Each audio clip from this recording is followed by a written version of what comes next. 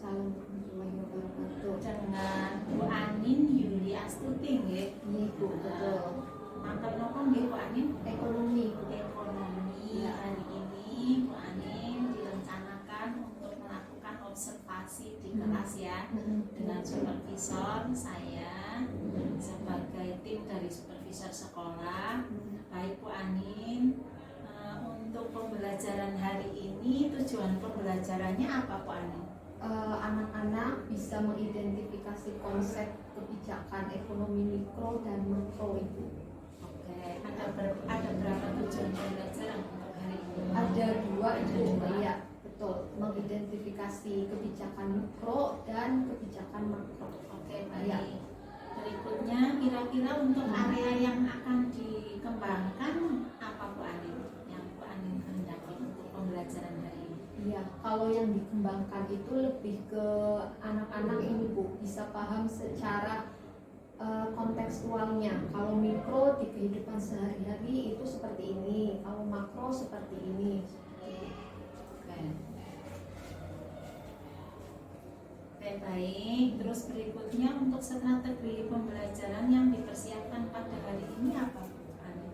Ya, untuk hari ini itu menggunakan diferensiasi. Ada 3 kelompok besar. Pertama, kinestetik, nanti anak-anak melakukan wawancara dengan narasumber, kemudian auditori, menonton video pembelajaran, dan yang terakhir itu visual dengan menganalisis artikel. Oke, baik. Untuk kali ini berarti Bu Anin ada di kelas berapa nggih? 11 ya. Terus kira-kira pembelajarannya akan dilakukan di mana Bu Anin? Di lab komputer. Baik. Baik Bu Anin, sementara itu saja Ya. untuk pertanyaan praobservasi saya. Ini ada lagi terkait dengan aktivitas pengembangannya. Aktivitas pengembangan apa yang ingin Bu Anin kembangkan pada observasi kali ini? Iya, berarti pengembangannya itu model diferensiasi ya Bu, sama menggunakan studi kasus yang kontekstual itu Bu. Baik. Terus tujuan yang hendak dicapai apa Bu Anin? Tujuannya anak-anak bisa membedakan ekonomi mikro dan ekonomi makro. Oke. Terus kira-kira nanti ukuran keberhasilannya apa Bu? Iya, kalau ukurannya itu secara ini aja Bu, anak-anak mengidentifikasinya di kehidupan sehari-hari. Jadi ketika ada kasus misalnya kenaikan beras, jadi mereka bisa paham apakah itu mikro atau makro. Oke, terus untuk pendukung pembelajarannya apa Bu Ani? Pendukungnya ada LKPD, terus proyektor ya Bu, terus ada ini juga video pembelajaran, terus artikel-artikel kita seperti itu.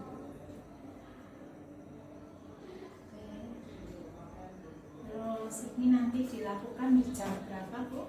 Jam ke-5 sampai jam ke-7. Oke, baik. Assalamualaikum warahmatullahi wabarakatuh. Waalaikumsalam warahmatullahi wabarakatuh. Dengan Bu Anin Yuli Astuti nggih. Iya Bu, betul. Mantap nopo nggih Bu Anin? Ekonomi. Ya. Hari ini Bu Anin direncanakan untuk melakukan observasi di kelas ya, dengan supervisor saya sebagai tim dari supervisor sekolah. Baik Bu Anin, untuk pembelajaran hari ini tujuan pembelajarannya apa Bu Anin? Anak-anak bisa mengidentifikasi konsep kebijakan ekonomi mikro dan makro itu. Oke, ada berapa tujuan pembelajaran untuk hari ini? Ada dua itu, ya betul. Mengidentifikasi kebijakan mikro dan kebijakan makro. Oke, Ya. baik. Waalaikumsalam warahmatullahi wabarakatuh. Oke, 11.3 gimana kabarnya hari ini? Baik. Oke, kemarin selama berapa hari kalian sudah menempuh apa? Ujian. Oke, gimana kesan-pesannya selama ujian tengah semester kemarin? Baik.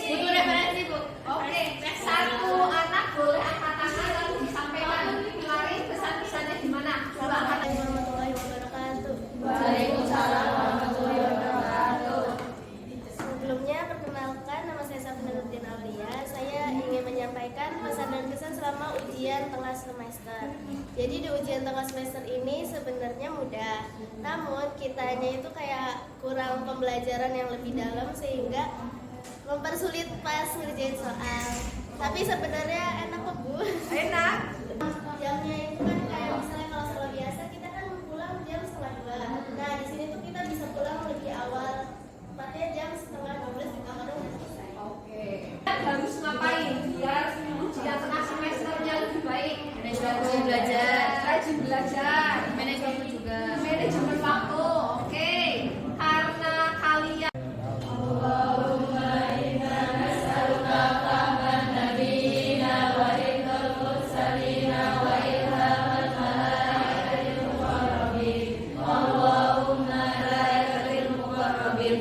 Allahumma inna nas'aluka fahman nabiyina wa hifdzal mursalina wa ilhamal malaikatil muqarrabin bi rahmatika ya arhamar rahimin.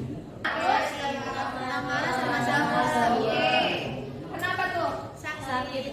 Sakit setelah ujian sakit ya? Pusing. Tenaganya terkuras. Oke. Semoga nanti teman-temannya bisa bergabung dengan kita. Indonesia tanah airku, tanah tumpah darahku. Di sanalah Indonesia kebangsaanku, bangsa dan tanah air. Ibu dengan anak-anak. Oke, yang pertama, peserta didik, apakah kalau misalnya kalian tidur diperbolehkan nggak? Tidak. Kalau ngantuk? Jangan. Oke, kalau misalnya mainan atau ujian tengah semester, kalian ingat nggak kita belajar tentang apa?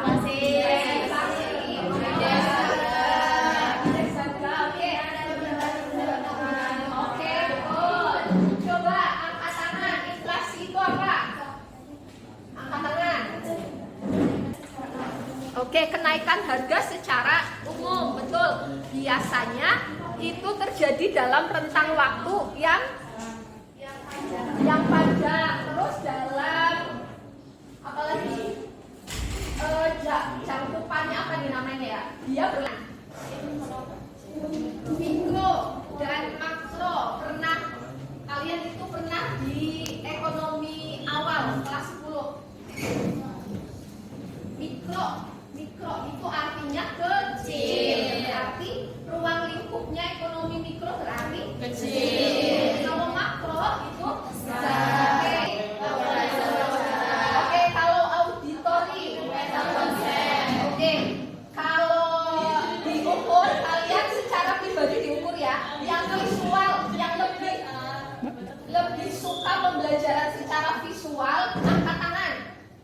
Visual tuh berarti melihat gambar, terus melihat benda-benda yang konkret langsung gitu. Coba angkat tangan. Oke. Semua. Bentar ibu cat dulu. 1, 2, 3, 4. Semuanya? Ini Umi gimana? Kamu mau apa? Makro kebalikannya itu variabelnya apa? Nasional. Contohnya di situ kasus apa? Kurs. Siapa yang pernah mendengar kata kurs? Kurs itu nilai tukar. Kalau misalnya ibu bilang apakah 1.000 rupiah sama dengan 1.000 ringgit? Beda. Itu namanya kurs ya. Jadi satu mata uang asing ditukar dengan uang asing yang lain. Pengangguran, kalian pernah mendengar ya, sering mendengar ya. Pengangguran itu apa bagian? Nggak punya pekerjaan. Nggak punya pekerjaan. Oke, pengangguran nggak punya pekerjaan. Kalau pendapatan nasional, kalau misalnya kalian bekerja, itu nanti feedbacknya dapat apa? Gaji. Itu dihitung secara individu. Tapi kalau secara selain casing HP, ada yang pernah beli dari luar negeri nggak? Oke, bulan apa? Apa? Kalung. Oke, terus dalam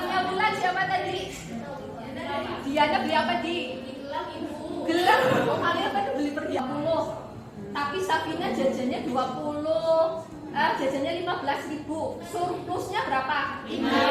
Ya, oke, berarti sisa ya, sisanya ada kelebihannya ya. Itu nanti digambarkannya kalau kita ekspornya 20, impornya cuma 15. Kalau kan FH PD Ibu bagikan karena ini berkelompok, jadi ya kinestetik ini ya. Auditori mana? Visual. Visual. Visual ada kita nanti silakan. Kalian berapa? Ini satu lagi nih.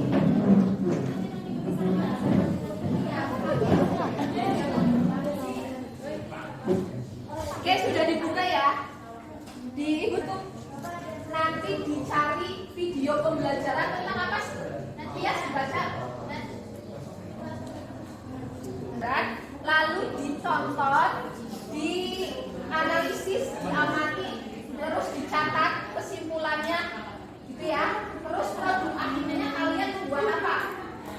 Kalau auditor itu produk akhirnya membuat peta konsep. Sebelumnya sudah pernah bikin 12. Sekarang berarti kalian kalau mau wawancara tugasnya mencari narasumber. Sekitar lingkungan sekolahnya. Kalau ada boleh. Ada Pak Jamalnya lagi sibuk. Pokoknya guru yang di kantor boleh ditanyain gitu ya. Itu sudah Ibu kelompokkan mikro dan makronya. Nanti silakan ditanyakan, jawabannya pun bisa. Oke, ya ya. Oke. Iya 20 menit ya. Melakukannya boleh berkelompok diskusi, tapi nanti bentuk laporannya ditulis masing-masing ya. Maksudnya kalian melakukan wawancaranya boleh secara berkelompok, tapi hasilnya nanti ditulis di buku masing-masing. Ya, apa ya? Oke, Safina dan Safina siapa nih? Safina, Bulan, Yosi, Fatmah dan Anissa. Oke, ayo yang kelompok kinestetik boleh untuk mencari narasumber ke lingkungan sekitar.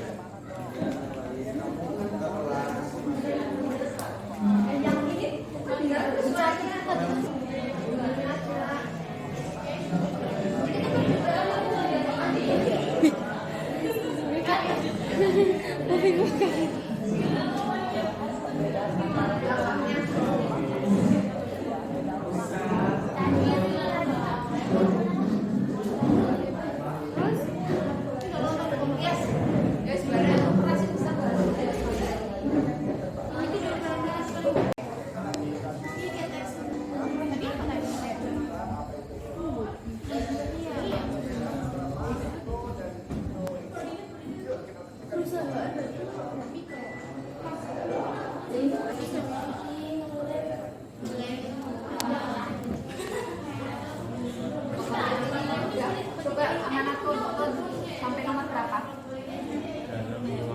Oke, mikro ya Bu. Ayo, itu berarti keputusan individu atau nasional.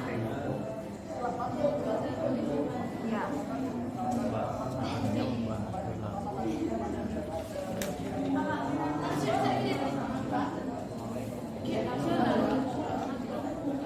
Yang nomor 7 kan? Mikro ya.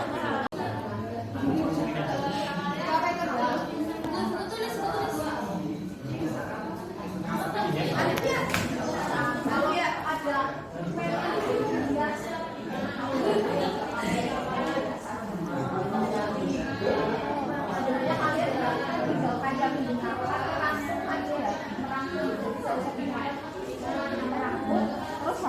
rangkumannya dibuat oleh konsep komunikasi yang terjadi di Indonesia. dalam mengatur kondisi pada bulan November. Hasilnya contoh aja langsung. Ya. Makro. Oke.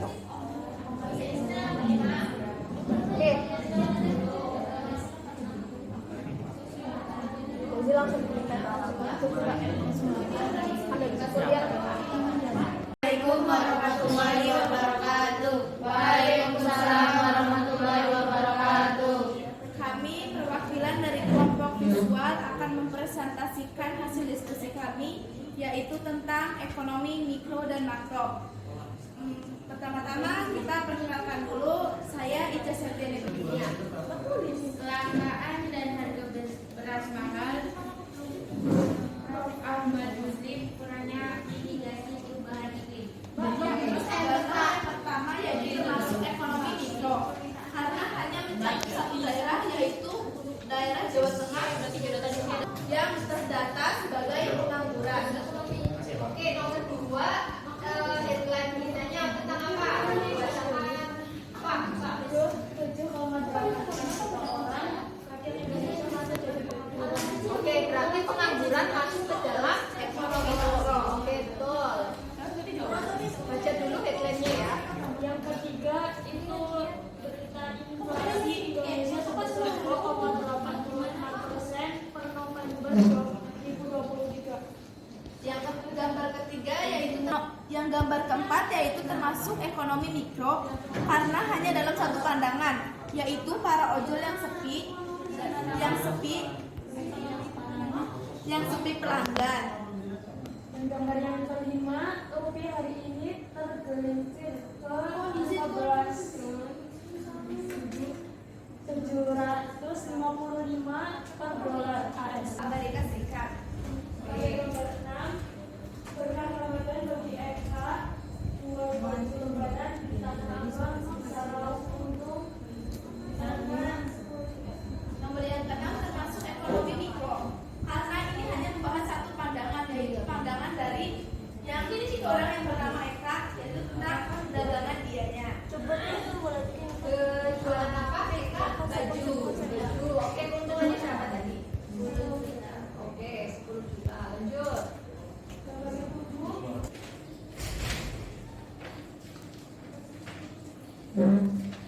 Itu masuk mikro atau makro? Pertumbuhan ekonomi, Safina. Makro, kenapa? Karena pertumbuhan ekonomi itu mencakup ekonomi di dalam negeri tersebut, di dalam negara tersebut. Kalau misalnya mikro itu kan cuma buat individualisme, kayak tentang yang tadi yang harga bajunya naik kan itu individu, sedangkan pertumbuhan ekonomi kan ya di ekonomi di mana negara tersebut. Oke, betul nggak Cak dan kawan-kawan? Betul. Oke, satu lagi. Ketika pinjaman online menjamur di anak muda, itu mikro atau makro? Pinjaman online, pinjol ya. Kan sekarang banyak tuh bisa diakses, walaupun banyak yang ilegal juga ya. Pinjol itu mikro atau makro? Permasalahan pinjol. Atau kalau kalian tidak familiar, kasih Bayan gimana itu pengen dengar suaranya yang putra. Bayan, perasaannya apa gimana mengikuti KBM pada hari ini? Biasa aja, Abi. Oke, yang ada yang selain biasa aja yang mau menyampaikan nggak? Lumayan menantang Lumayan menantang. Kenapa menantang? karena disuruh dalam waktu kayak apa ya, cuma beberapa menit, 20 menitan kita disuruh nyari narasumber nanya soal ekonomi mikro makro kayak gitu. Iya. Kayak kita juga nanya gimana, terus juga cara penyampaian buat nanyanya kan harus kayak masa ya kita mau pure nanyain pertanyaan yang di sini ya, barangkali nanti narasumber yang ditanya itu nggak jelas, jadi lumayan menantang. Oke, berarti kalau menurut Yosita perlu waktu untuk apalagi yang wawancara di lapangan ya, untuk melihat. Terus menurut kalian materinya apakah mudah dipahami? Mudah. Apakah model pembelajarannya menurut kalian itu sesuai nggak? Sesuai. Kalau menurut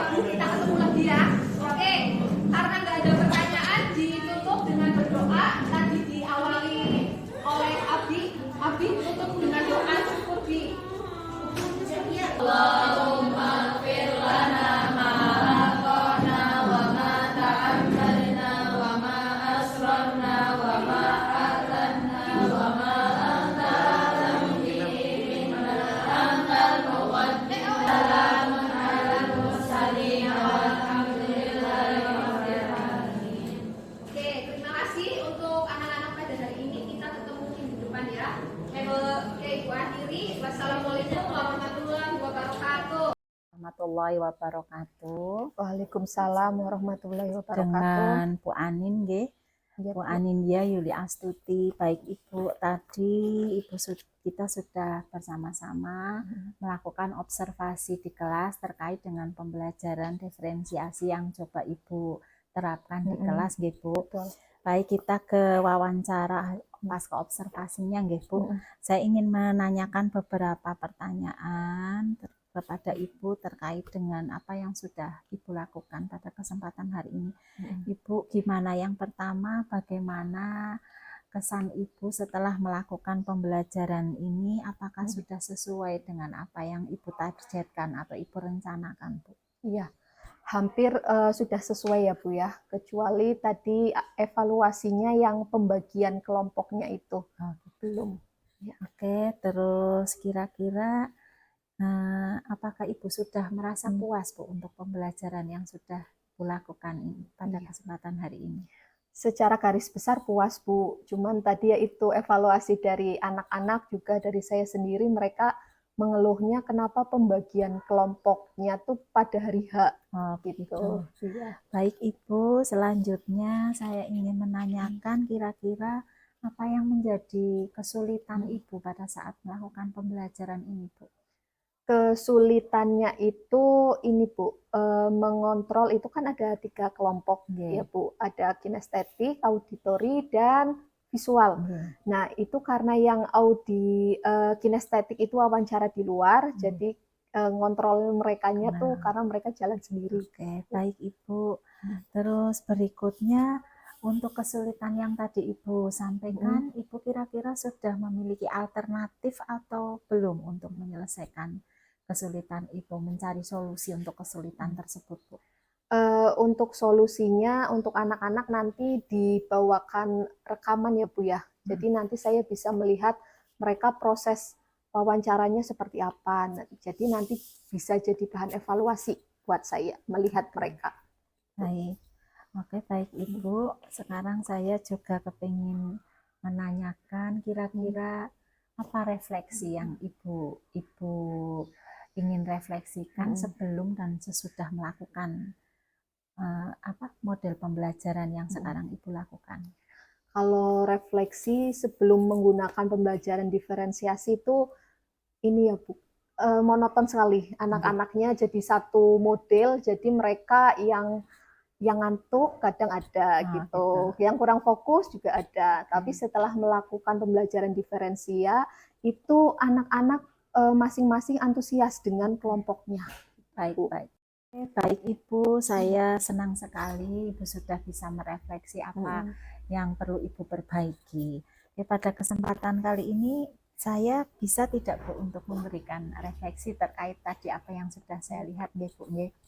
Ada beberapa hal kecil tadi mungkin Ibu lengahkan, yaitu terkait dengan manajemen waktu Bu. Oh iya. Bagaimana?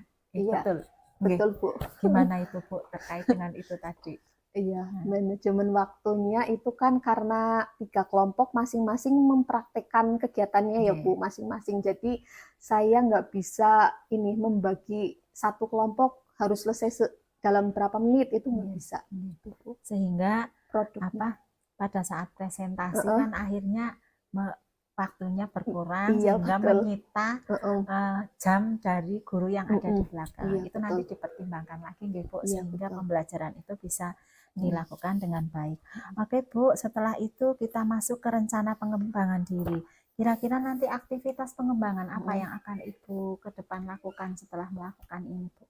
Aktivitasnya ya pengembangannya nanti melihat materi lagi ya Bu, yang bisa diterapkan dengan metode pembelajaran diferensia. Karena menurut saya itu untuk antusias anak-anak tuh baik di dalam pelajaran. Oke, baik. Terus nanti untuk tujuan yang hendak dicapai, kira-kira apa ke depannya Bu? Ke depannya sih karena pembelajaran ekonomi itu erat sama kehidupan sehari-hari ya Bu. Jadi anak-anak bisa mengidentifikasi secara kontekstual. Oke, baik. Yang terakhir ya Bu, dari sini Ibu bisa menggambarkan tentang ukuran keberhasilan dari pembelajaran yang Ibu lakukan. Kira-kira apa menurut Ibu ukuran keberhasilan bahwa apa yang sudah Ibu lakukan itu sudah berjalan dengan baik, Bu? Iya, kalau materi yang sekarang itu kan ekonomi mikro dan makro ya Bu. Terus tadi juga kasus anak-anak mengidentifikasi kasus dalam kehidupan sehari-hari. Jadi ukuran keberhasilannya ya anak-anak bisa melihat dan menyatakan bahwa A ini mikro, B itu makro. Gitu, Bu. Oke, baik. Saya kira itu saja Bu Anin. Mudah-mudahan apa yang sudah Bu Anin lakukan bisa terus untuk diperbaiki, memberikan banyak inovatif dan kreativitas baru terkait dengan pembelajaran diferensiasi ini. Iya. Tetap semangat Bu Anin. Mudah-mudahan ini menjadi pengalaman yang bagus untuk Bu Anin. Iya. Terima kasih. Nggih. Terima kasih, Bu. Assalamualaikum warahmatullahi wabarakatuh.